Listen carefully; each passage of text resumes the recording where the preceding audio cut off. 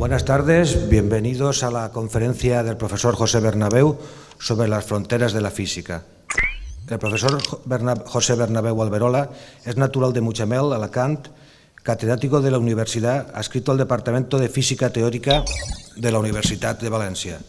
Licenciado en Ciencias Físicas, obtuvo el doctorado en la misma universidad, obteniendo el premio extraordinario en 1970. Ha recibido numerosos premios y distinciones, entre los que cabría destacar el Premio Nacional de Física en el año 68, en 1968, es caballero de la Orden Alfonso X el Sabio, tiene la distinción al Mérito Cultural de la Generalitat Valenciana en 2001, es premio Jaume I a la Investigación Básica en el año 2008 y también tiene la medalla de la Real Sociedad Española de Física en el año 2011, entre otros. La mayor parte de su actividad investigadora ha sido compartida entre Valencia y el Laboratorio Europeo de Física de Partículas, el CERN. Ha publicado más de 200 artículos de investigación en las revistas científicas de mayor impacto en su campo y un libro sobre la interacción unificada electrodébil. Su trabajo de investigación ha estado dirigido primordialmente a la física de partículas elementales. Ha sido en la segunda mitad del siglo XX, con el desarrollo de la física de partículas elementales y el advenimiento de la cosmología como ciencia, que los dos campos han encontrado una convergencia. La materia ordinaria tiene como constituyentes elementales quarks, electrones y neutrinos, y las fuerzas entre ellos se comprenden mediante un principio de simetría en las leyes de la física. Pero esa simetría solo es exacta si las partículas no tienen masa, por lo que se ha de producir un mecanismo de ruptura muy sutil que da origen a la materia. La señal de este mecanismo es el famoso bosón de Higgs, recientemente descubierto en el CERN, el Laboratorio Europeo de Física de Partículas. Yo disfruto hablando de este campo, o sea que realmente tengo que dar las gracias para tener la oportunidad de hablar de estos temas y también de ver cuál es la reacción entre todos ustedes para hablar de ello. En esta portada que tenemos aquí, la figura que ahí aparece es uno de los sucesos que durante los años 2012 y hasta finales del mismo, y ahora se están analizando también durante 2013, fue explicación de que existe efectivamente una partícula que ha tenido tanto poder mediático, y me gustaría en algún momento comentar por qué es tan importante que exista el bosón de Higgs.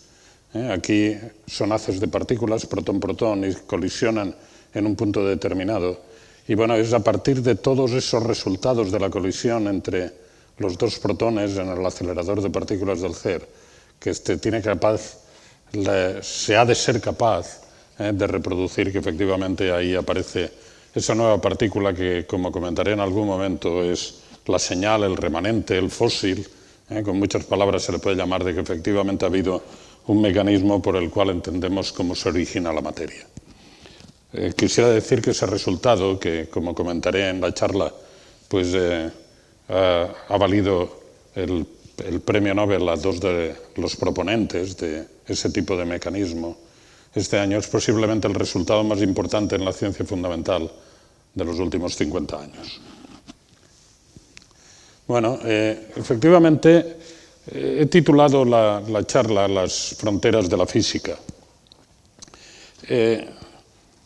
En ciencia no hay una frontera bien definida.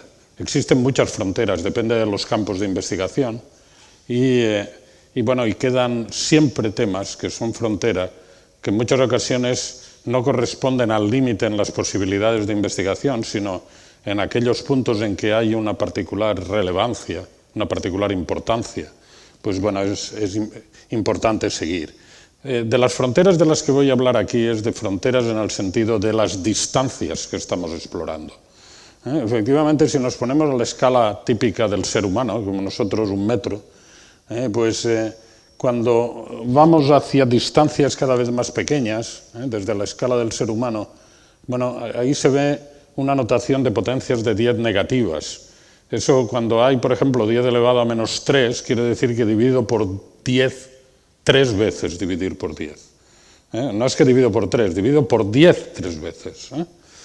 Efectivamente, cuando vamos disminuyendo la escala de distancias, llega un momento en el 10 elevado a menos 10 metros, típicamente, es decir, 10 veces el dividir por 10, en que llegamos a la escala de lo que llamamos los elementos de la materia agregada, tal como la vemos a nuestro alrededor, son los átomos. Pero hoy día en la física de partículas elementales, desde la escala del átomo, 10 elevado a menos 10, hemos sido capaces de explorar distancias hasta 10 elevado a menos 19. Y cada vez que multiplicamos o dividimos por 10, decimos que aumentamos o disminuimos en un orden de magnitud. Fijémonos que desde la escala del átomo a la escala que hoy se explora en los experimentos del Laboratorio Europeo de Física de Partículas, el laboratorio más importante del mundo, suponemos que del mundo, indicando por el mundo no solo el planeta Tierra, pero no sabemos si efectivamente hay otras civilizaciones más avanzadas por algún sitio del universo. Pero esa exploración, fijémonos lo que significa. Son muchos órdenes de magnitud, mucho dividir por 10, muchas veces, desde la escala del átomo para explorar la estructura íntima de la materia.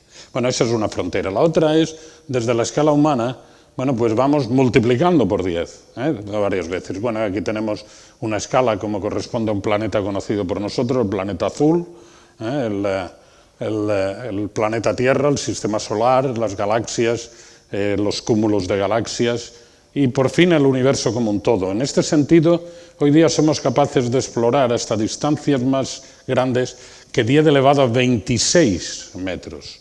10 elevado a más 26, es decir, multiplicar por 10, 26 veces. Cuando exploramos esas distancias, ya no estamos viendo los detallitos de un planeta, de un sol, de una galaxia.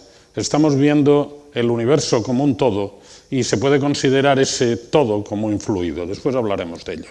Bueno, lo grande de las últimas décadas en los campos estos que son fronteras es que las leyes que rigen el comportamiento de la estructura íntima de la materia, de lo más pequeño, y las que rigen las del comportamiento del universo como un todo, resulta que se unifican.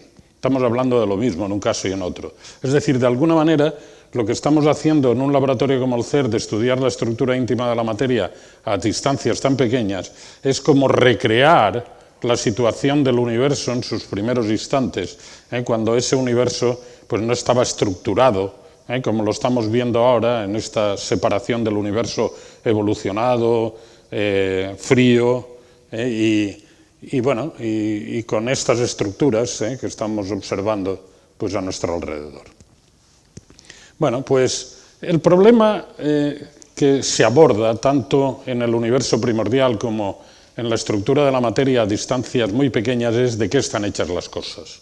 Bueno, esa es una pregunta que el ser humano, incluso mucho antes de que hubiese ciencia como una disciplina organizada, que la ciencia como tal nació en el siglo XVI con Galileo Galilei, con un método bien definido. Pero todas las civilizaciones se han hecho esa pregunta, ¿de qué están hechas las cosas? Y bueno, esto que llamamos la civilización occidental, la nuestra, que está basada en la cultura griega, como yo digo muchas veces a mis amigos romanos, la cultura es griega, los romanos fue un imperio de tipo militar e ingenieril, pero no desde el tipo cultural. Bueno, pues en la civilización griega, efectivamente, esta pregunta se hizo y hubo muchas respuestas y muy interesantes. Por ejemplo, ya en el siglo V a.C., Empédocles formuló la llamada teoría de los 4 elementos. ¿De qué está hecho todo? Y bueno, de 4 cosas. Está hecho todo de 4 cosas. Una es el agua. Y efectivamente, ya el pintor Beccaleer en la National Gallery lo mostró, que efectivamente una es el agua. Otra, efectivamente, es el aire. Y bueno, efectivamente en el aire tenemos otro cuadro del mismo pintor que efectivamente nos dice que también tenemos objetos como las aves, que tienen que ver con el aire.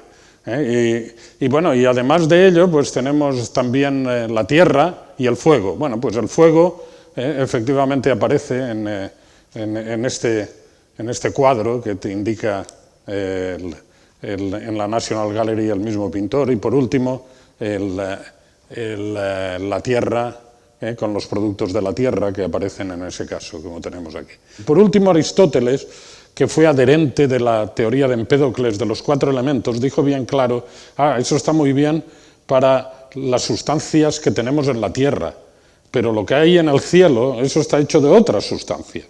Y como había 4 elementos en Empédocles, lo que está hecho en el cielo era una quinta sustancia. Eso es lo que se llama la quinta esencia. Esa palabra que ha quedado en todas las lenguas modernas como algo fundamental, la quinta esencia de algo, bueno, es la palabra que fue utilizada por Aristóteles para indicar de que había algún quinto elemento del cual estaba formado el cielo. Bueno, estas son ideas por dar cuenta de que efectivamente la pregunta de qué están hechas las cosas en todas las civilizaciones, en particularmente en la civilización griega base del pensamiento occidental, pues efectivamente fueron formuladas. Bueno, ya con la ciencia moderna, he dicho antes que nació en el siglo XVI con Galileo, cuando fue capaz de eliminar al hombre de en medio para dar explicación de lo que tenemos a nuestro alrededor, es decir, que no somos el centro de nada, desde el punto de vista científico, aunque sea esa ciencia desarrollada por seres humanos, lo primero que tiene que hacer el ser humano es desaparecer de la explicación. Bueno, pues ya en ese desarrollo, con la química, en el siglo XIX, pues hay una famosa tabla de elementos, que es la tabla periódica de los elementos, organizada en filas y columnas, que da una explicación de cuáles son las propiedades que tienen las distintas sustancias. Bueno, el éxito de esa tabla es que quedaban huecos cuando fue formulada y efectivamente hay una regularidad. Eso es lo que llamamos simetrías muchas veces en las leyes de la ciencia. Y esas simetrías están presentes en la tabla. Bueno, efectivamente hay más de 100 elementos en esa tabla. Más de 100 elementos ya nos dice que seguramente eso no es la última palabra. Tenemos una idea de que efectivamente la última palabra se tiene que tener de una manera sencilla, de una manera que no tenemos la complejidad que corresponde a esa tabla de Mendeleev. Efectivamente, esa tabla es capaz de dar una explicación de la materia agregada a partir de la estructura que tenemos en los átomos, pero no es la última palabra respecto de la estructura de la materia. Y efectivamente, cuando penetramos en la materia, como antes he señalado, bueno, pues resulta que vamos bajando en los órdenes de magnitud, dividiendo por 10, y vemos que, bueno, pues desde la escala típicamente humana o leonil, como tenemos aquí, bueno, pues tenemos una estructura de macromoléculas o de moléculas, y bueno, y llegamos hasta el 10 elevado a menos 10 metros que decía antes, donde está la estructura atómica. Bueno, tenemos moléculas y muchas veces macromoléculas, las moléculas están hechas de átomos. Y el átomo, ahí hay un salto cualitativo importante, porque el átomo es el punto de partida para eso que me gusta a mí llamar la materia agregada, es decir, tal como la observamos a nuestro alrededor. Y las propiedades de la materia que tenemos hoy día a nuestro alrededor, pues se entiende a partir de los átomos. Al fin y al cabo, esas propiedades fundamentalmente son que vamos coleccionando en volumen distintos átomos. ¿Cuántos? Bueno, pues eso que estudian los jóvenes, que se llama el número de Avogadro, del orden de 10 elevado a 23 átomos, enorme. Pero va creciendo en volumen, pero las propiedades fundamentales provienen de los átomos. Sin embargo, cuando uno estudia la estructura del átomo, hay un salto cualitativo muy importante. Digamos, a partir de la estructura subatómica, en ese momento, bueno, pues tenemos por una parte electrones y un núcleo central donde está concentrada prácticamente toda la masa del átomo. Entre las distancias atómicas y las distancias del núcleo atómico hay 5 órdenes de magnitud, donde no hay nada. El átomo es esencialmente vacío. Esencialmente vacío, solamente con los electrones bambando por ahí. Bueno, y está prácticamente todo concentrado en ese núcleo. 5 órdenes de magnitud quiere decir que en volumen, como tenemos 3 dimensiones en este mundo, pues efectivamente el volumen es 15 órdenes de magnitud más pequeño. O sea, dividir por 10, 15 veces, desde el volumen del átomo al volumen que tiene un núcleo atómico. Y el núcleo está formado por partículas como son protones y neutrones, protones, neutrones que están presentes en el núcleo, pero esos protones y neutrones tampoco son elementales. Desde los años 70 del siglo pasado, cuando yo era un joven que empezaba en este campo, empezaron a descubrirse que los protones y neutrones también tenían estructura. Esos son los quarks. Bueno, pues partículas como los quarks, viniendo desde el núcleo atómico, o los electrones, que los tenemos en la corteza del átomo, y otras parecidas a ellas, son las que hoy día consideramos que son las partículas elementales. Y aquí, bueno, le he llamado a esto la tabla periódica de las partículas elementales, por citar aquello de Mendeleev, pero ya vemos que esto es mucho más sencillo que la tabla periódica de Mendeleev. Los estudiantes esto lo aprenden, aunque haya sido más de un siglo después cuando se ha formulado, pues lo aprenderían muchísimo más fácil de aprender la tabla periódica. Y estos son los elementos. Efectivamente, estos son algunos, como los del electrón, que hemos ido descubriendo, y de hecho, aunque parezca que hay bueno, pues 3 columnas aquí, como el electrón, realmente son muy parecidos. Es meramente que eso que llamamos el muón o el taón son más pesados, pero tienen propiedades muy similares, se repiten las propiedades. Y por otra parte tenemos unas partículas muy interesantes, que podría ser motivo de una charla independiente de la de hoy por sí mismo, que son muy penetrantes porque apenas tienen interacción. Yo a veces de broma digo que cuando estamos en un laboratorio, pues esas partículas pueden pasar por el despacho del director general del laboratorio y no pasa nada, tienen tan poca interacción que pueden atravesar el planeta Tierra sin que se note su presencia. Y por otra parte tenemos esos que he dicho quarks, que forman parte de los protones y neutrones, que se repiten. Tenemos aquí una simetría entre el mundo de los quarks y el mundo de eso que llamamos los leptones.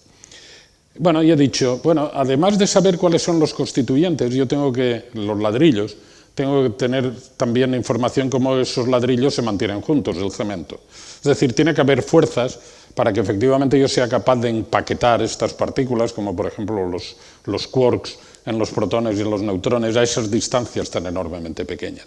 ¿Qué fuerzas hay entre ellos? Bueno, pues hay distintas fuerzas, quizá en la próxima transparencia se ve mejor. Fuerzas que nosotros consideramos que fundamentales. Hombre, fuerzas efectivas tenemos muchas. Por ejemplo, pues empujar una silla es una fuerza que es capaz de producir un cambio de movimiento en la silla. Y se estudian los libros elementales de física, pues que efectivamente para que como efecto haya un cambio en el movimiento de algo, de un objeto, pues hace falta sobre él hacer una fuerza. Pero aquí no estoy hablando de ese tipo de fuerzas en general, sino de eso que le ponemos un adjetivo. ¿Cuáles son las fuerzas fundamentales? Eso de empujar una silla no es una fuerza fundamental, al fin y al cabo es, bueno, pues una superposición de muchas fuerzas de este tipo, eso del contacto, que son fuerzas de tipo electromagnético, que son las que forman la estructura de esa materia agregada desde el átomo que yo comentaba antes. ¿Qué fuerzas nosotros consideramos como elementales, al menos en 2013, en el momento actual? Bueno, por una parte, la fuerza de la gravedad. Tenemos un objeto, lo dejamos caer, cae al suelo. Bueno, pues eso quiere decir que el planeta Tierra está haciendo una fuerza sobre ese objeto que produce, al soltarlo, pues un cambio de movimiento y cae al suelo. O, efectivamente, el planeta Tierra da vueltas alrededor. ¿Cuál es la fuerza que es capaz de mantener al planeta Tierra y a los demás planetas ligados, decimos, dando vueltas alrededor del Sol? Son fuerzas de tipo gravitatorio. Por cierto, que he dicho 2 ejemplos de la misma fuerza gravitatoria, 2 efectos que en principio parece que no tienen nada que ver uno con otro, que tiene que ver que una piedra caiga al suelo cuando la suelta, con el hecho de que los planetas den vueltas alrededor del Sol. Eso es uno de los grandes avances ya en el siglo XVII con Newton, de lo que llamamos unificación, de las fuerzas de caída libre con las fuerzas del movimiento de los planetas alrededor de las estrellas. Bueno, pues efectivamente es el mismo tipo de fuerza y lo podemos entender muy bien, es una unificación. ¿Cómo entendemos las fuerzas? Las fuerzas es porque se intercambia algo entre los 2 objetos que sienten una fuerza. Y eso, en el contexto del mundo cuántico, mundo elemental, pues tiene que ser una partícula que es intercambiada entre ellas. En el caso electromagnético, que es el que mejor conocemos, pues esos son los fotones, de los cuales, bueno, todos habéis oído hablar y que sabéis que forman parte de la radiación electromagnética, la base de la civilización del bienestar desde el siglo XX, a partir de los descubrimientos del siglo XIX, científicos. Bueno, pues esos son lo que llamo aquí los cuantos, los que son mediadores de la interacción. Y fijémonos que para las distintas fuerzas gravitatorias, la electromagnética o la fuerte entre los quarks, que es capaz, bueno, la masa de esos cuantos es 0, como la del fotón, ya lo sabéis. El fotón solo existe en movimiento, no existe en reposo, no tiene sentido para esa partícula, no hay masas ahí que están presentes. Y bueno, excepto en el caso de una interacción, que es la que llamamos la interacción débil, que de hecho es responsable de que estemos aquí, porque esa interacción débil es la que permite que en el Sol se esté generando energía. Y es la energía que, eso lo sabemos muy bien, no es una especulación de estar en el Sol, porque en esa reacción que decimos de fusión nuclear, después hablaré de eso, de fusión nuclear en el Sol se producen unas partículas, los neutrinos que he comentado, que como prácticamente no interaccionan en todo el camino desde el Sol a la Tierra, porque he dicho que son efectivamente tan penetrantes, que tienen prácticamente ninguna interacción, bueno, pues los podemos detectar aquí, los que salen del Sol. Y se ha hecho eso desde las décadas de los años 70 y 80, y hemos entendido muy bien cuáles son las reacciones que generan energía en el Sol. Y son reacciones de este tipo de interacción que decimos ahí. Fijémonos que este es un problema que tiene que ver con el del Higgs. Los mediadores de esa interacción, precisamente de la interacción que llamamos débil, porque tal como lo observamos parece que las interacciones son muy débiles, ya lo he comentado antes, con los neutrinos. Resulta que los mediadores no son de masa cero, sino que tienen una masa. Ese es el problema de la masa. Y ese es el que tiene que ver con estas características.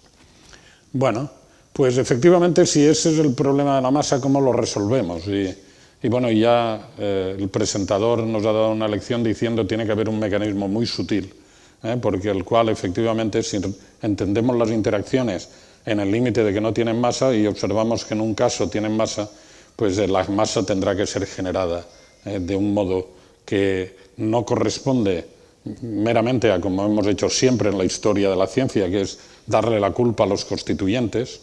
Un átomo tiene masa porque tiene masa el núcleo del átomo, y el núcleo tiene masa porque los protones y los neutrones tienen masa, y los protones y neutrones tienen que ver con los quarks. Pero si hemos llegado al último estadio, ya no tenemos excusa, ya no le podemos dar la culpa a los constituyentes, porque los constituyentes son en el último caso. Y tenemos que tener un mecanismo por el cual se genera esa masa. Ese es, digamos, el gran descubrimiento en el CER en 2012, del llamado bosón de Higgs, que efectivamente pues, nos da una explicación de cómo la masa se origina, y en particular para los mediadores de esa interacción que he llamado la interacción débil.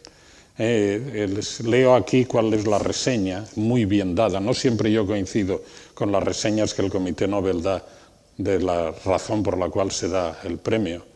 En muchos casos, bueno, pues disentido, pero en este caso está muy bien escrito, se lo han pensado mucho para escribir estas pocas líneas.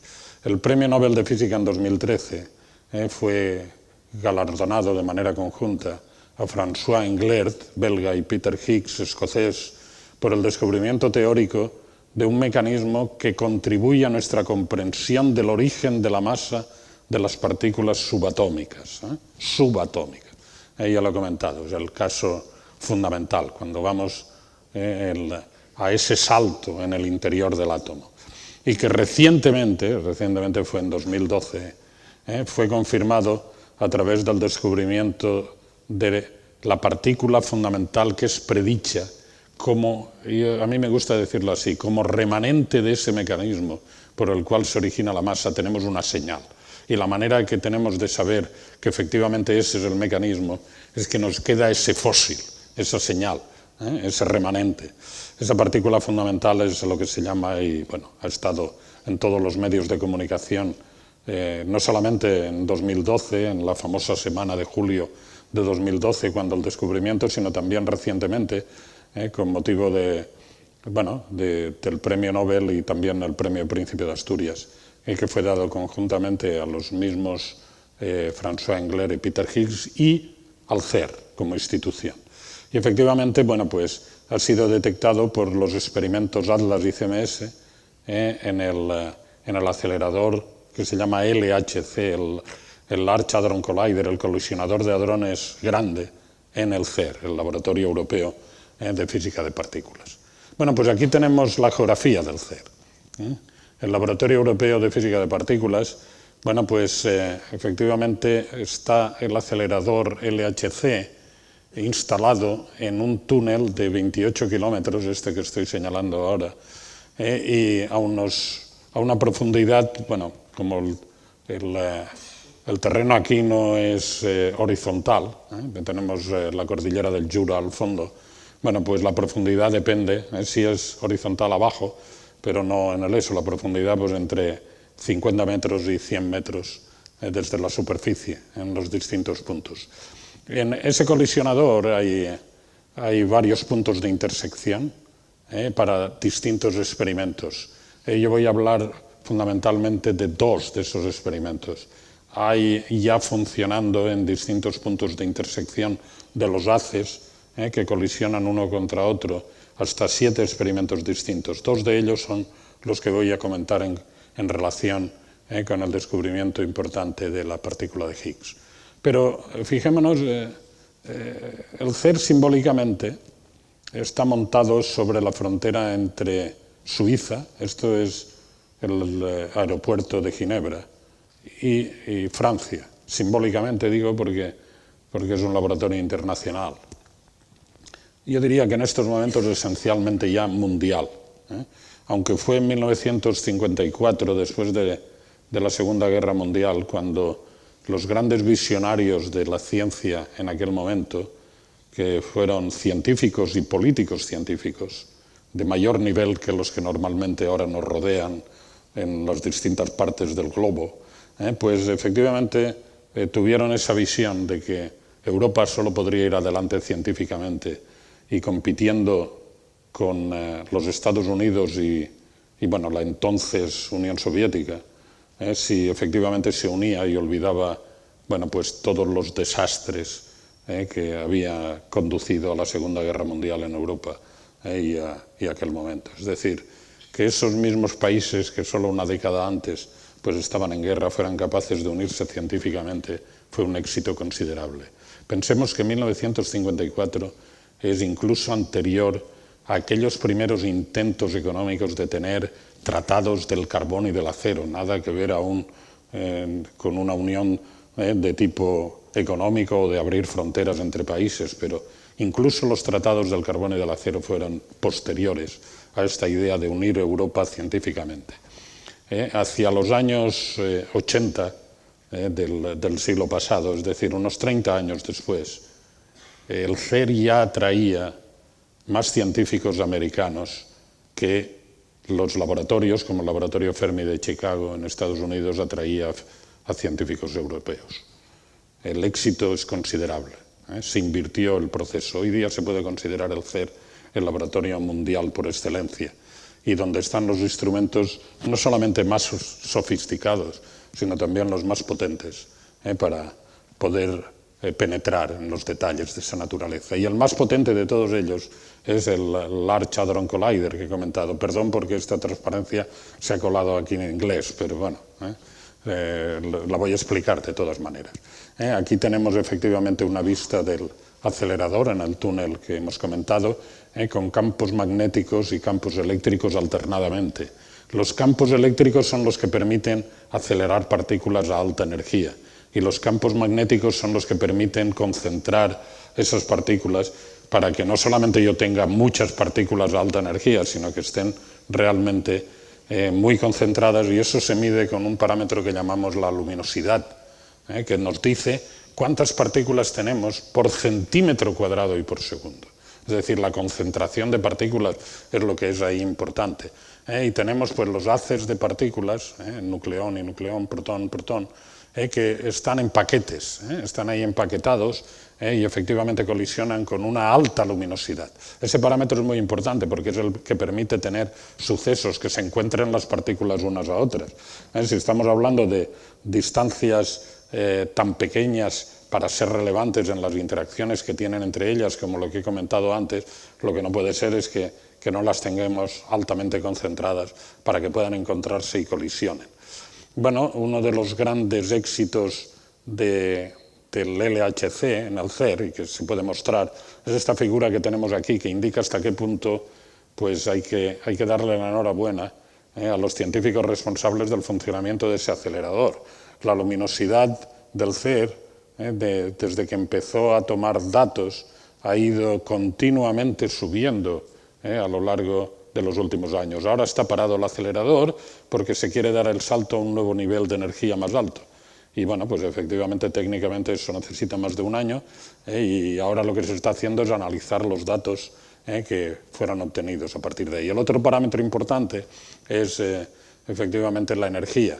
Bueno, las energías que uno maneja en el mundo atómico y que es muy fácil de entender es el nivel del electronvolt. Quiere decir qué energía adquiere un electrón cuando se le pone una diferencia de potencial de un volt. Sabemos en las corrientes eléctricas que si tenemos una diferencia de potencial, los electrones se mueven por el conductor de cobre. El mejor conductor es la plata, pero es más caro, entonces tenemos conductores de cobre en nuestras casas. Los electrones se mueven a través de eso. Y si la diferencia de potencial es de un volt, pues la energía que adquiere un electrón con esa diferencia de potencial pues es lo que llamamos un electronvolt. Bien claro. Bueno, pues bien, las energías de que estamos hablando aquí para estas partículas son al menos de 12 órdenes de magnitud más grandes. Multiplicar por 10, 12 veces.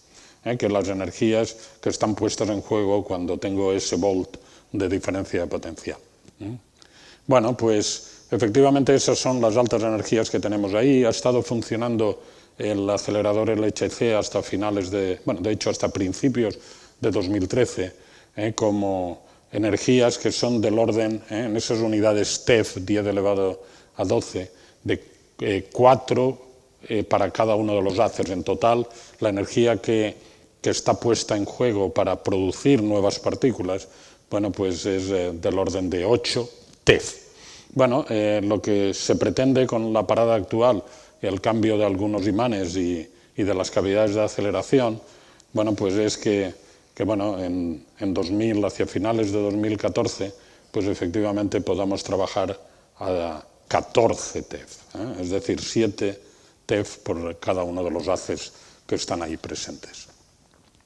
Bueno, efectivamente, ¿por qué queremos altas energías? Queremos altas energías porque hay una relación cuántica muy importante. Tengo muy pocas fórmulas aquí, pero esto es muy importante porque en el mundo cuántico, H es la llamada constante de Planck, que existe ahí. Yo puedo sondear algo a una distancia, que es lo que llamamos aquí lambda, si tengo partículas que tienen una energía, que es la que estoy llamando P. Fijémonos que en esa relación esto es inverso del otro. Altas energías significa pequeñas distancias. Es decir, si yo quiero explorar la estructura íntima de la materia a distancias cada vez más pequeñas, necesito, parece contradictorio, pero aceleradores cada vez más grandes para que puedan ser capaces de producirme más altas energías, altas y más altas energías. Esa relación inversa entre energías y digamos cuál es la distancia que yo puedo sondear mediante esas interacciones. Y por otra parte, bueno, pues efectivamente yo tengo que producir partículas que son de masa cada vez más alta. Y bueno, pues eso a través de la relación de Einstein que todos conocen. Si quiero producir algo que tiene una masa muy alta, pues también necesito altas energías. O sea que por la doble razón de que yo pueda producir partículas de masa alta, como es la partícula de Higgs, por ejemplo, este gran éxito, como descubrimiento del CER bueno, digamos, ya he dicho antes que posiblemente es el descubrimiento más importante de los últimos 50 años, y ha habido bastantes en física fundamental. Pero bueno, pues es debido a esta relación, pero por otra parte, para estudiar la estructura íntima es esta otra. Adelante. Bueno, efectivamente colisionan. Tenemos el acelerador y colisionan los haces. Bueno, tenemos que registrar lo que sale como consecuencia de los productos de esa colisión. Esos son los llamados detectores de partículas. Estos detectores son extraordinariamente sofisticados. Las dimensiones que estamos hablando aquí son de unos 10 metros, porque tenemos que registrar esas partículas que se producen y ver cómo se desarrollan mientras pasan por el detector. Efectivamente, los detectores más importantes de esos 7 que he comentado antes, que son experimentos aprobados por el comité del CER, son Atlas y CMS. Bueno, estos son nombres, siempre se intenta buscar nombres que sean atractivos, y bueno, están instalados efectivamente en esos puntos de intersección de los haces. Bueno, grupos españoles en Valencia y en las autónomas de Barcelona y de Madrid, bueno, han sido responsables de construir partes del detector de Atlas, y ahora en estos momentos pues están contribuyendo al análisis de los datos que se están registrando, bueno, mientras ha funcionado el acelerador o han quedado registrados en las colisiones que han tenido lugar. de manera similar, grupos españoles en el CIEMAT, en Madrid y en Santander, bueno, pues han colaborado con este otro detector, el CMS que tenemos ahí. Bueno, ¿cómo vamos de tiempo? Bien, vale. Adelante. Bueno, efectivamente, ¿cómo esos registros pueden ser manejados por los investigadores? Y pueden ser manejados no solamente en el CER, sino en la otra parte del planeta. Hoy día disponemos de redes de cálculo y almacenamiento de datos, el llamado GRID, que permite que un investigador desde su mesa de trabajo y en su laboratorio local pues sea capaz de estar analizando los datos que han sido obtenidos en el CER. Y esto es debido a todas las técnicas de que efectivamente los datos ahora se registran electrónicamente. Y ese registro electrónico es el que uno está viendo para analizar qué es lo que pasa. Y bueno, pues esto, por ejemplo, por aquí ha habido una colisión, hay una partícula que no la veo, pero después veo que hay un vértice secundario. Eso quiere decir que ha habido algo que no deja registro en el detector, pero que efectivamente permite que se vean. Bueno, pues este tipo de consideraciones son muy importantes. Aceleradores, detectores y electrónica son los ingredientes fundamentales para la física experimental en el campo de la física de partículas. Y efectivamente ese tipo de medios que se están utilizando para obtener información sobre eso que he dicho antes, los constituyentes, sobre la teoría, los constituyentes elementales de la materia, las fuerzas, el bosón de Higgs, todo eso que hemos comentado antes, esos medios no solo sirven una vez que se desarrollan para la física de partículas en la física de partículas, sino que se pueden aplicar a muchos otros campos y revierten a la sociedad. Los estatutos de un laboratorio como el CER, pues efectivamente permite que, sin que se tengan que pagar patentes, los descubrimientos, sean fundamentales o sean aplicados, todos ellos revierten a la sociedad. Seguramente se quedarán asombrados si les digo que el descubrimiento de la web, lo que es el portal para las comunicaciones por Internet, fue en el CER, en un ambiente de libertad intelectual que permite plantearse ese tipo de problemas. ¿Por qué tenemos que transportar la información y producir basura a lo largo de todas las redes de transmisión de la información?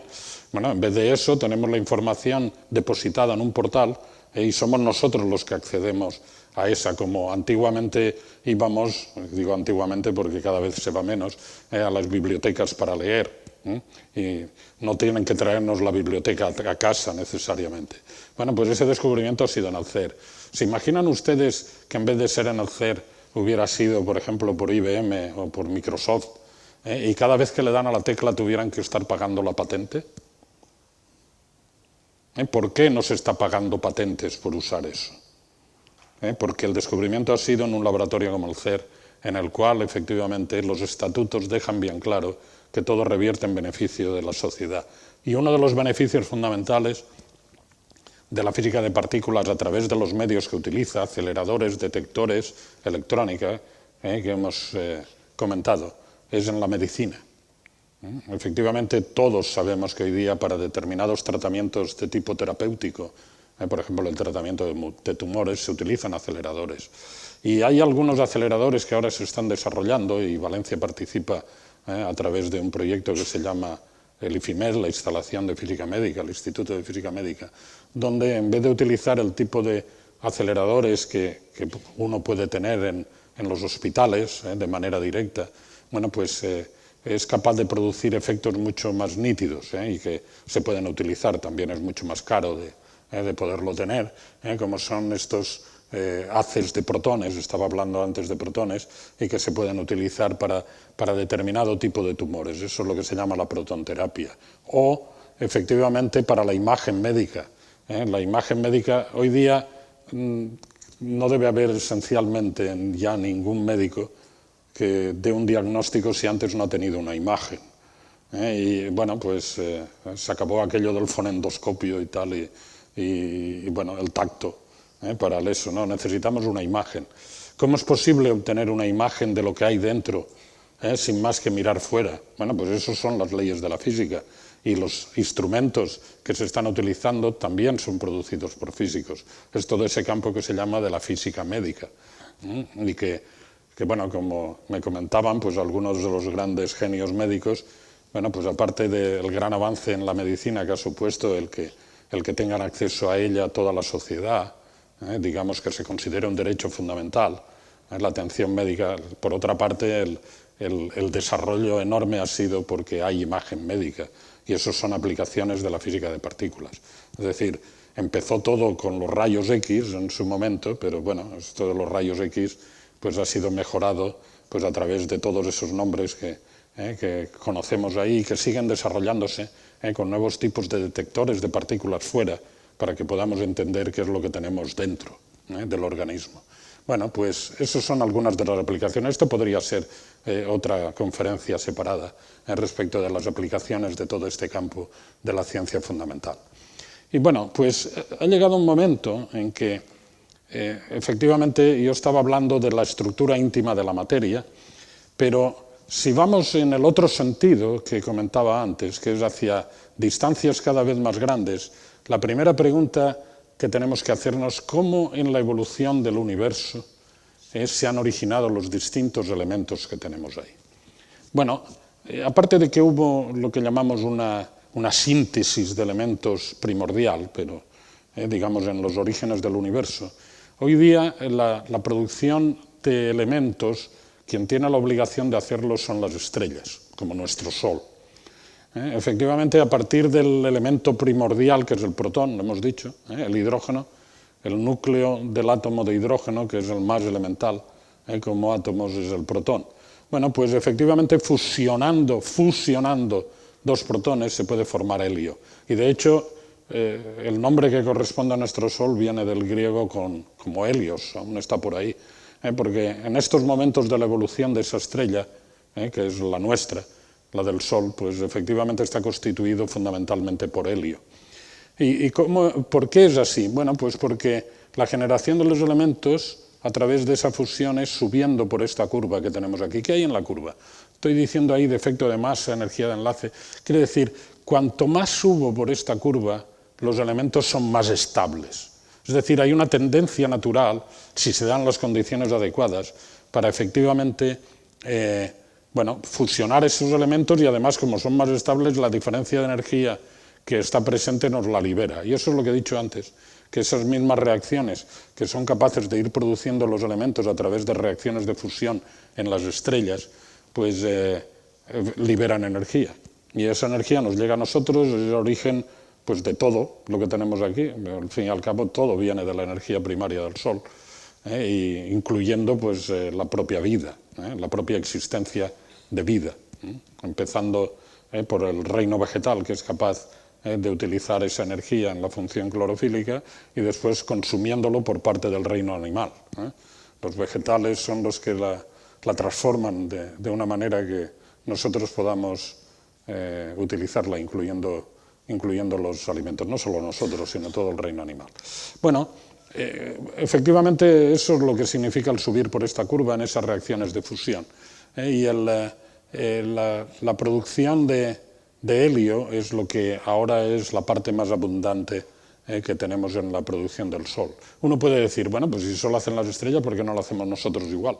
Bueno, eso es lo que se pretende desde hace mucho tiempo con los llamados reactores de fusión, copiar lo que hace la naturaleza. El problema es que no tenemos las mismas condiciones que tenemos en la estrella, que es que por una parte es alta densidad y además altas temperaturas, porque esa reacción de fusión necesita para que se pueda encender y que se pueda producir, bueno, pues unas condiciones de alta temperatura y concentración en la densidad que con los materiales que tenemos a nuestro alrededor aquí, pues aún no sabemos hacerlo demasiado bien. Y bueno, pues hay efectivamente programas de investigación asociados con copiar ese mecanismo para generación de energía, pero por largo me lo fiáis. Por otra parte, fijémonos qué es lo que sucede, que los elementos más estables son los del hierro. Y eso quiere decir que el día que nuestro Sol o cualquier estrella, pues a base de fusionar elementos lleguen ahí, pues ya no puede continuar. Porque para continuar es al revés, alguien tiene que proporcionar esa energía, alguien tiene que darla, y ya no se genera energía. Para ir desde el hierro a los elementos más pesados se consume energía. Lo que hacemos los humanos, por ejemplo aquí, es tener reactores nucleares de fisión, que es porque alguien nos ha puesto elementos pesados en nuestro planeta, como por ejemplo uranio, pues entonces vengo desde el uranio por este camino, de nuevo generando energía a elementos más estables, porque vengo por este camino, que es fisionando los núcleos, desde los núcleos más grandes. Esa es la diferencia entre lo que hacen las estrellas, que son reactores de fusión, con lo que de momento sabemos hacer los humanos, que son reactores de fisión. Pero para eso alguien nos tiene que haber puesto en nuestro planeta esos elementos pesados. Y hay una pregunta inmediata que todos están haciendo. Si he dicho que vengo por aquí y acabo ahí y ya no puedo continuar, ¿cómo es posible que tengamos esos elementos pesados? Por ejemplo, en España hay minas de uranio. ¿Cómo es posible eso? Pues eso es posible porque efectivamente para algunas de las estrellas, no nuestro Sol no es suficientemente pesado, pero para algunas estrellas muy pesadas, pues hay un mecanismo que ahora explicaré. En el caso de nuestro Sol, como he dicho, son estas reacciones de fusión, a partir de los protones que tenemos ahí, y se van produciendo los distintos elementos. Pero resulta que cuando las estrellas son masivas, mucho más masivas que nuestro Sol, cuando llegan a ser de hierro, cuando ya en su evolución han llegado a lo más estable que puede haber, bueno, son tan pesadas que entonces por gravedad colapsan. Y en ese colapso hay una generación de energía enorme por gravitación, meramente por el colapso de la estrella debido a su propio peso. Y bueno, eso produce un efecto rebote, que son los llamados efectos de supernova. Y el castillo de fuegos artificiales que se origina, desde luego los valencianos, incluso los chinos, no podemos competir con lo que ahí ocurre en esa explosión de supernova, como consecuencia de que la estrella como tal estrella muere porque llega a la región del hierro, pero en el efecto rebote, bueno, pues se está generando una cantidad de energía enorme debido a ese colapso que en ese momento tiene la estrella. Bueno, esto es una imagen de aún hoy la supernova que hay cercana a nosotros estamos en la Vía Láctea, bueno, pues hay una nebulosa, es una galaxia pequeñita cercana a nosotros, que se llama la nebulosa del Cangrejo, y bueno, antes cuando se estudiaban las constelaciones en la escuela lo sabían los estudiantes cuál era eso del Cangrejo, la constelación de Cáncer que había allá en el ESO. Bueno, pues efectivamente en la nebulosa del Cangrejo hace unos 1000 años los astrónomos chinos observaron que se había producido pues, una explosión de lo que luego hemos sabido con el desarrollo de la astronomía, que eran estos efectos de supernova. Bueno, pues después de 1000 años esto sigue teniendo una actividad de castillo de fuegos artificiales enorme y sigue expandiéndose todo ese material. Como ahí hay una energía disponible, la energía se puede utilizar para pasar del hierro al uranio. Y ahora, pregunta para todos, si en nuestro planeta Tierra tenemos uranio, quiere decir que el Sol no ha estado ahí desde siempre. En algún momento por aquí, cercano a nosotros, a los que habitamos esta región del universo, pues tuvo que haber una explosión de supernova, porque si no, aquí no habría uranio. ¿Está claro? El Sol se formó después. O sea que el Sol, nuestra estrella, al menos es de segunda generación, a lo mejor de tercera o de cuarta, pero no es de las estrellas primarias en la evolución del universo. Bueno, y efectivamente, ya que estoy hablando de evolución, qué magnífica imagen esta, la que corresponde a esa explosión de supernova. Vamos allá. Bueno, pues ya que estamos hablando de la evolución del universo, vamos a señalar efectivamente cómo ha avanzado eso en el conocimiento de lo que llamamos la cosmología. La cosmología consiste en estudiar el universo como un todo. Eso aún estaba en los libros de filosofía cuando yo era un estudiante de bachiller, pero desde los años 30 del siglo XX, digamos hace unos 80 años, la cosmología ha entrado en la ciencia, ya no están los libros de filosofía, ya no tenemos que hablar especulando sobre lo que es el espacio y el tiempo. Y el primer desarrollo importante fue efectivamente observar que la luz que proviene de galaxias lejanas, cuando la observamos aquí, resulta que no tiene el mismo, vamos a llamarle tono. En lenguaje, digamos, de física, pues se dice frecuencia que tiene. Ya saben que el tono, cuando hablan de sonido, el sonido, pues el tono corresponde efectivamente a la banda de frecuencias en que uno está, ese tono. Y ustedes sí que han notado que cuando efectivamente un tren se acerca a una estación y toca el pito, pues no tiene el mismo tono que cuando suena el pito alejándose de la estación. Es decir, el movimiento de la fuente de sonido está cambiando el tono, está cambiando la frecuencia. Bueno, pues con la luz se empezó a observar, desde la década de los 30 del siglo XX, que efectivamente esa luz estaba cambiando de frecuencia cuando provenía de galaxias lejanas. Y el cambio es, en la luz, pues hacia lo que llamamos hacia frecuencias más pequeñas. Eso lo solemos llamar, no tiene por qué ser que es que la luz es roja, pero como es hacia las frecuencias pequeñas y en la escala de los humanos, que es la visible, el rojo es el que tiene la frecuencia más baja, pues lo llamamos corrimiento hacia el rojo. Pero no quiere decir que sea luz roja necesariamente, sino que va hacia frecuencias más pequeñas. ¿Qué indica eso? Que las galaxias se están alejando. Bueno, eso se pensó que era un efecto como el del sonido que he comentado antes, el de Doppler. Pero hay un resultado que es particularmente importante que se observa en esta velocidad de recesión, de alejarse las galaxias. Y es que la velocidad que nos está saliendo, que se están alejando, es proporcional a la distancia a la que está la galaxia. Es decir, no se están alejando las galaxias, todas ellas, a la misma velocidad a partir de nosotros, sino que esa proporcionalidad que he dicho es que si la distancia que está la galaxia es doble, la velocidad de recesión es doble. Y ahora hay un pequeño ejercicio que lo pueden hacer con una cinta de estirar, como tengo aquí. Supónganse que bueno, nosotros que estamos observando aquí en el planeta Tierra esa luz, somos este punto, aquí en el centro de la cinta. Y en un instante determinado pues hay una distribución de galaxias, que es lo que hay ahí, con diferentes colores.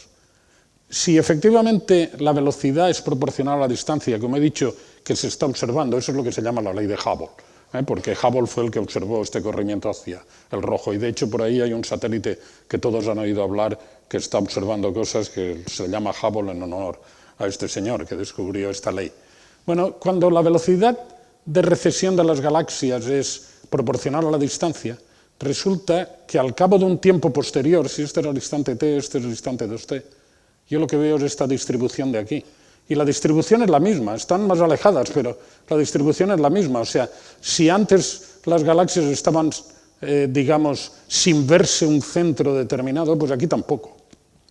Si la velocidad de recesión de las galaxias fuese la misma para todas, independiente de la distancia, lo que yo vería al cabo de un tiempo posterior es esto de aquí, y entonces sí que diría como el Génesis, el hombre es el centro del universo, porque nosotros estamos aquí y veo que todos se alejan de mí, pero como no es esa la situación, que la situación es la de aquí, todas se alejan de todas. No todas se alejan de mí, nosotros no somos importantes. Si esta es la situación, es que todas las galaxias se están alejando de todas. O sea, no hay ningún centro. El hecho de que nosotros estemos observando aquí y vea yo que se alejan de mí, pues si estuviera en otro sitio también vería que se alejaran del otro sitio. Se alejan todas de todas. Eso lo que indica que el efecto no es como el del tren que se acerca o se aleja a una estación, que es el centro. Si digo que todas se alejan de todas, es que es el propio espacio el que se está expandiendo. Es el espacio que está expandiendo con el tiempo. Bueno, ese es el resultado de todo este ejercicio. Resulta que el principio de la cosmología es que, en contra incluso de lo que pensaba Einstein en los años 20, bueno, pues el universo ni es estático, ni es estacionario, ni es eterno. Ha tenido un principio y evoluciona. El universo es dinámico, se está expandiendo. Y claro, efectivamente, si se está expandiendo y yo ahora lo miro hacia atrás en el tiempo, bueno, pues la consecuencia a la cual llegaré es que efectivamente el universo tiene una determinada edad. Esa edad hoy día está muy bien medida a través de esa constante de la ley de Hubble que he comentado, y nos dice que tiene 14.000 millones de años de vida. O sea, Efectivamente, las estructuras aparecieron, bueno, pues unos cuantos órdenes de magnitud en años después. Y bueno, pues esto es efectivamente una imagen, porque bueno, quizá una imagen más señalada es si pensamos no en las tres dimensiones, porque nosotros estamos dentro, sino suponiendo que el espacio fuera de dos dimensiones, bueno, pues esto como la superficie de un globo, y esto es el tiempo. Si voy hacia atrás, este es el espacio en el momento actual. Aquí tenemos a Miguel Ángel, es en el momento actual. Bueno, Miguel Ángel fue hace, bueno, pues el periodo que tenemos de hace 500 años, pues, desde el punto de vista cosmológico es el momento actual, es hoy. En los tiempos cosmológicos he estado hablando de una edad de 14.000 millones de años. Bueno, pues entonces si volvemos hacia atrás en el tiempo, el universo tenía distintas estructuras y aparecía de manera distinta y de manera distinta. Y efectivamente, si se está expandiendo y voy hacia atrás, pues viendo hacia atrás se está contrayendo. Bueno, eso es la gran explosión inicial. La pregunta no es dónde, sino cuándo, hace 14.000 millones de años. Porque no hay un dónde, no hay ningún centro, hemos quedado. Es como la superficie de un globo. No hay ningún punto que sea especial. Todos son exactamente equivalentes, tal como los tenemos ahí. Para ver, digamos, algo especial tendría que irme fuera de la superficie del globo. Y bueno, pues si está curvado diría hay un centro. No lo sabemos, estamos dentro del propio universo. Todo eso tendría que irme fuera del universo para poder hablar de ello. Bueno, pues eso es lo que significa el Big Bang. Y el comportamiento de la materia en esa región, lo que llamamos el universo primordial, es como las partículas que estamos observando en los laboratorios de física de partículas, como el CERN, que he comentado antes. Y bueno, uno de los ingredientes que tenemos para estudiar ese comportamiento del universo primordial es ver qué es lo que pasó en un momento en que las partículas dejaron de ser partículas como las del CERN y se formaron los átomos. Como los átomos son neutros, ya no hay interacción eléctrica entre los átomos porque son neutros de carga eléctrica como nosotros. Bueno, de vez en cuando si nos frotan un poco pues nos quitan algún electrón y nos cargamos un poquito o tenemos bueno, un salto por energía eléctrica. Pero efectivamente eso es el principio cosmológico, que si observo el cielo a través de los fotones que quedaron ahí pendientes porque se formaron átomos y los fotones que había ahí ya quedaron libres, porque ya no interaccionan, porque son partículas neutras los átomos, bueno, pues eso es un fósil. Un fósil ahora de cosmología. Antes hablaba del fósil del bosón de Higgs, del mecanismo de Higgs. Este es un fósil que nos quedó tan temprano como 300.000 años después del Big Bang. Bueno, pues de aquella época, hoy día podemos observar eso, y lo llamamos el mapa del cielo, y esto se está observando. Bueno, si quitamos esto de aquí, que es debido a que estamos en una galaxia, y eso es lo que llamamos el plano galáctico, y vemos que efectivamente hay una distribución de temperaturas debido a que tenemos estrellas en nuestra Vía Láctea. Bueno, pues si quitamos ese trozo de ahí, lo que observamos en el mapa del cielo es que hay una distribución de temperaturas y de densidades de objetos que es esencialmente uniforme. Eso tiene que ver con aquel argumento que he dicho, no hay un centro, no nosotros, no la Vía Láctea, ningún punto del universo es centro del universo. Es decir, efectivamente lo que estamos observando aquí es ese mapa del cielo y vemos una distribución, eso constituye lo que llamamos el principio cosmológico, yendo a cualquier punto homogéneo, yendo en cualquier dirección isótropo. El universo es homogéneo e isótropo y no tiene una distribución de temperaturas a partir de algún centro privilegiado. Adelante. Para que se vea que eso no es así, pues no se cumple el principio cosmológico en nuestro planeta Tierra. La distribución de temperaturas en nuestro planeta Tierra es tal que si estamos por el desierto del Sáhara, pues sufrimos temperaturas más altas que si estamos en los polos. Es decir, esta figura que estoy presentando aquí de la distribución de temperaturas en el planeta Tierra es muy distinto que la que he dado antes del mapa del cielo, que nosotros estamos observando hoy a través de la radiación, eso que llamamos la radiación de fondo. que tenemos. Bueno, pues efectivamente en esa historia del universo, yendo hacia atrás, hacia el universo primordial, bueno, hay muchos fósiles que podemos utilizar para saber de aquella época. Y efectivamente, pues esta es la que yo he comentado, que es la de los fotones que quedaron liberados en un momento determinado, en el momento en que se formaron los átomos, porque los átomos son neutros. En ese momento esos fotones liberados quedaron ahí, y es una radiación de fondo a disposición de nuestras generaciones para observar, bueno, pues ese remanente que nos queda de esas primeras épocas del universo.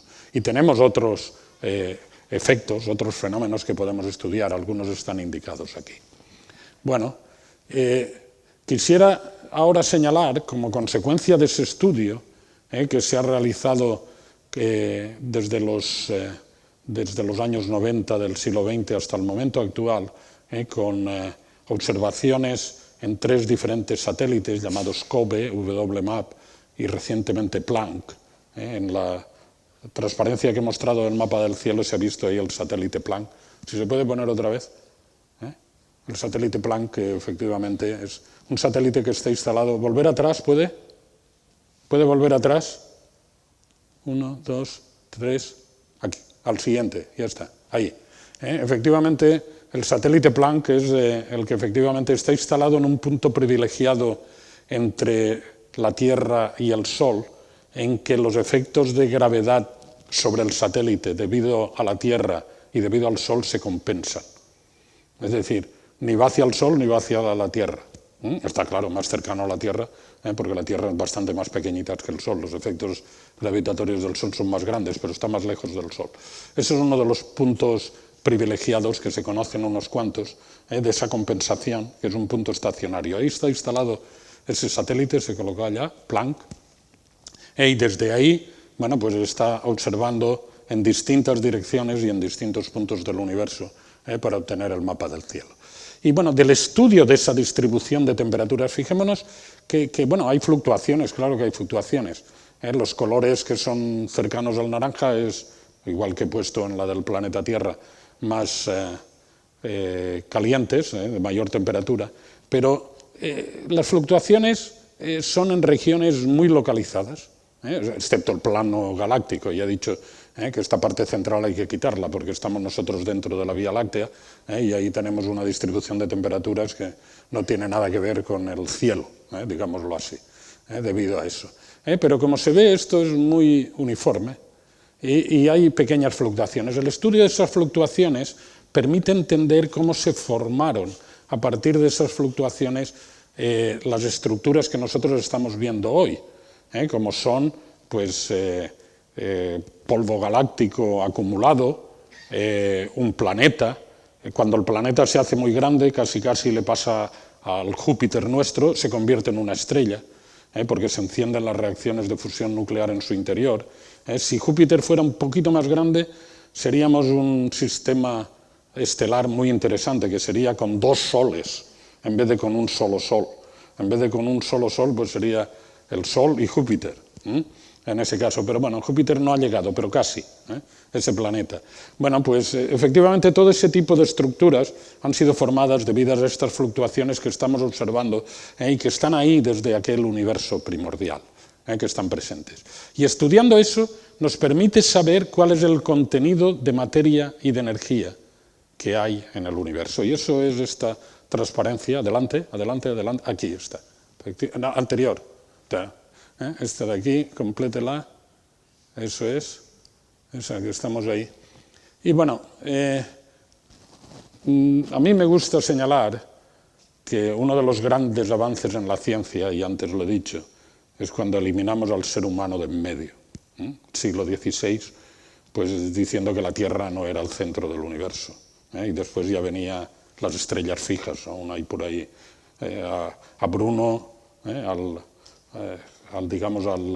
monje Bruno, pues efectivamente se le ocurrió decir que a lo mejor no era así, y que no había unas estrellas fijas después del sistema solar, con todos aquellos epiciclos complicados, porque nos empeñábamos en que, porque lo dice el Génesis, el hombre era el centro del universo. Y bueno, pues ¿qué hizo el Papa? Quemarlo en la parrilla, a Bruno por pensar que podía haber otro tipo de cosas. Y bueno, pues fue a través de Copérnico y Galileo que entendimos que el sistema solar se entiende mucho mejor si en vez de poner a la Tierra, porque el hombre, cuando digo hombre, es hombre y mujer, el ser humano está en ese planeta, pues en vez de ser el centro es el Sol. Y ese sistema pues fue el sistema copernicano. Y eso es lo que llamo aquí, digamos, el primer avance considerable en la ciencia, que era quitar al hombre de en medio, constituyó la primera revolución copernicana. Bueno, no solamente es que la Tierra no es el centro del sistema solar, mejor decir que es el Sol, pero ¿por qué no miramos en la Vía Láctea, en la galaxia, dónde estamos en el sistema solar? Estamos ahí, en los suburbios. No somos centro de nada. Y más vale que no lo seamos, porque si estuviéramos en el centro de la Vía Láctea, eso es un inmenso agujero negro, que seríamos absorbidos por la enorme interacción gravitatoria de toda esa masa acumulada en lo que se llaman núcleos activos galácticos, activos por gravitación. Más vale que estemos en los suburbios. Bueno, esa es la primera revolución copernicana. Y del estudio de ese mapa del cielo que he dicho antes, que en los últimos 20 años hemos sido capaces de hacer mucho más. De hecho, los datos de Planck con ese mapa del cielo que he presentado fueron liberados solo en el último marzo.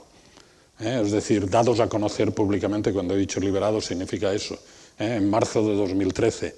Bueno, pero nos permite saber el contenido de materia y energía que hay en el universo.